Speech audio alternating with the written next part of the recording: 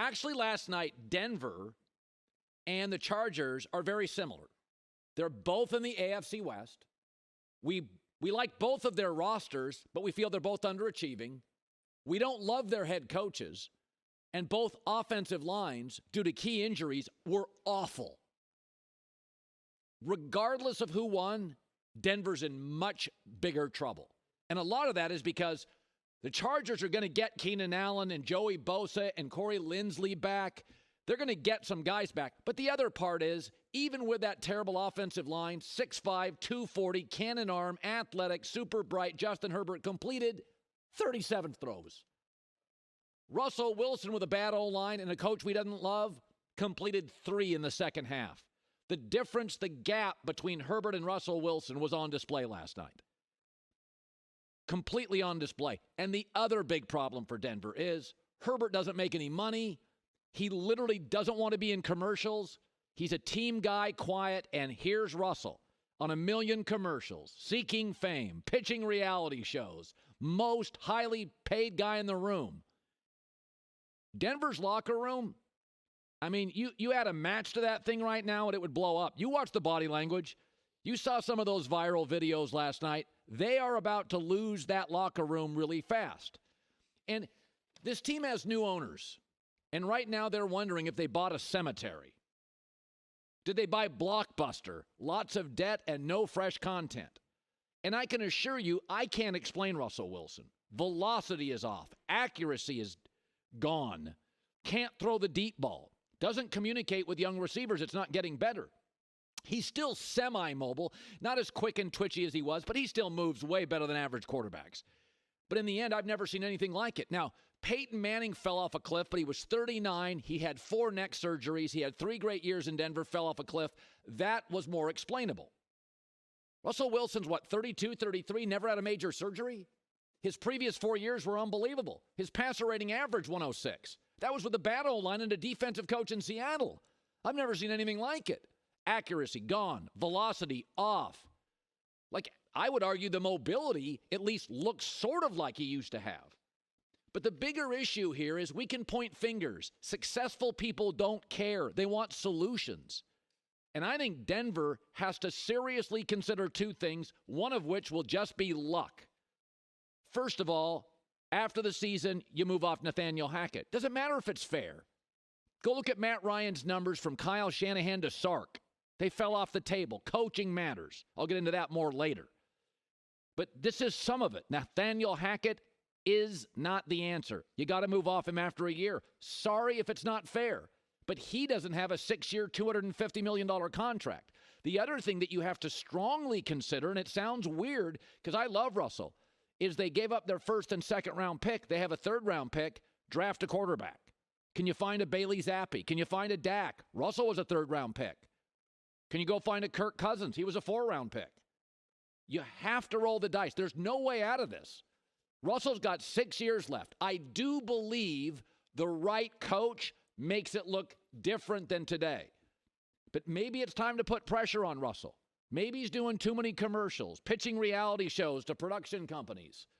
I've said this with Brady and Russell. You know what, man? They're not talented enough to not be 100% committed. Mahomes could have 30 commercials. He's an all-time generational talent. But I think there's only 2 ways out of this. We can point fingers. There's no precedent for this. I've never seen anything like this. But successful people want solutions.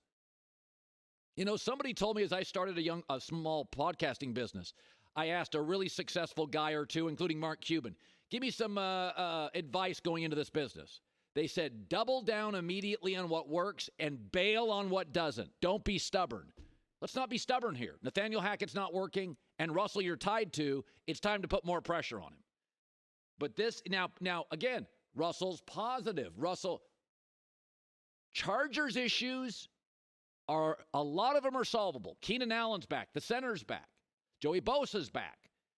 Denver, they're missing a left tackle who broke his leg. He's not coming back. This is your O-line the rest of the year. I don't know. I'm watching the sidelines. I'm watching the viral videos.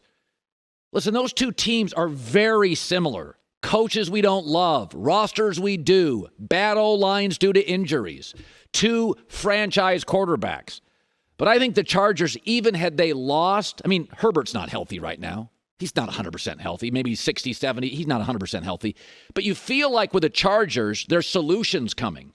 Big, strong, strapping, young guy, not making big money at quarterback, who the teammates rally around and like. Like Denver feels kind of desperate. New owners, not going to sit around and wait. Successful people want solutions.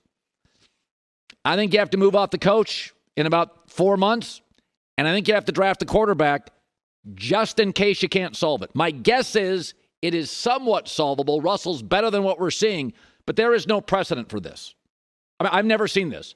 4 years with a bad O-line, 106 passer rating, 5-1 TD to interception ratio, 67% completion percentage to can't complete passes. Big debate on the show yesterday. Has Tom Brady earned the right not to show up for a Saturday morning meeting? My initial take was, the guy sits and won't drink a beer during the season. I've never questioned his commitment to it. But, and I do think Brady has earned the right to be treated differently. I don't care if you're the top salesperson on a company, the top engineer at Apple, you're going to get treated differently and get a different office. When I used to work at ESPN, the big campus, literally certain people, you earned the corner office based on, revenue created or seniority. And I'm okay with that. Hierarchy. I'm okay with some of it. And he did make Tampa Bay relevant. That's mostly what I said yesterday. Sometimes leadership is uncomfortable. Sometimes it's volume. Sometimes it's criticism. Sometimes it's intensity and passion. Other times it is encouragement. But I would say this. What was Brady's secret sauce? Not his talent. He was a 6th-round pick. Obsession. He was proving that if you are more committed and more obsessed about it, and this works in almost every industry, you will win more. If the commitment slips, the play slips. Tom is active on social media. He now has a clothing line, a podcast, TB12, a production company. Even affect his private life. His private life's having issues. Every great quarterback has a secret weapon. Brady's was obsession. He's not 100% all in, and that probably speaks well of him as a human, as his kids age. He's a better dad. He's there for them. But same thing with Russell Wilson. He's pitching reality shows. What he dresses like now, that's taken time. He's on 1 million commercials. He's active on social. Russell Wilson's secret sauce, like Brady's, was completely, utterly committed. I can remember his rookie year, and I wasn't on Twitter much then, but he would send out tweets. I lived on the East Coast, and he would send out tweets at like 4 a.m. on my way to a children's hospital in Seattle. And I'm like, I just got up. Like, this guy is all in. But Russell was a 3rd-round pick, and Brady was a 6th-round pick. And yes, Patrick Mahomes has 30 endorsements too, but he's generationally gifted. He can get away with it. LeBron can get away with it. But later round picks, they do it. Their secret sauce is the obsession, the commitment, the coachability. That's why Draymond Green's on the Warriors. He averages 7 a night. It's his physicality, his toughness, his smarts. There's a lot of layers to it. Number 1 picks, your Tim Duncans. The heavens gave them a genetic edge. Not saying they don't work hard, they're not coaching, but we all look at certain athletes in the world, baseball, football, basketball, and they are just like crazy talented. Josh Allen, whatever that is, at 6'6", jumping over NFL players in the middle of games. I've never seen it before. So whatever the gods did to him upstairs genetically, congratulations to the Josh Allen family. But Brady and Russell Wilson, to me, feel distracted. And I think it's hard. I think young people are facing it. Old people are facing it. Everybody's got social media. Every athlete. Folks, in America, what happened is really simple. Is that the only thing anybody watches on TV now is sports. Literally, that's all they watch. And NFL football has risen above every other sport. Baseball, soccer, hockey, basketball. So these quarterbacks lining up, 30, 40, 50 companies want a piece of them. It's hard to say no. McDonald's offers you $8 million. Chevron offers you $4 million. This insurance company offers you $6 million. This watch company offers you $4 million. It's hard to say no. I get it.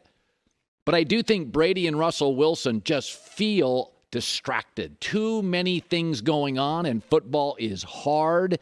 And Brady and Russell Wilson, I always felt for years and years, Tom turned down commercials. There was a reason for it.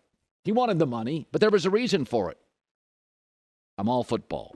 Doesn't quite feel like that today. Hi, everybody. Thanks for watching. Subscribe here to get the latest from the show. Also, be sure to check out more of the best clips from The Herd or go watch a few segments from other shows on FS1.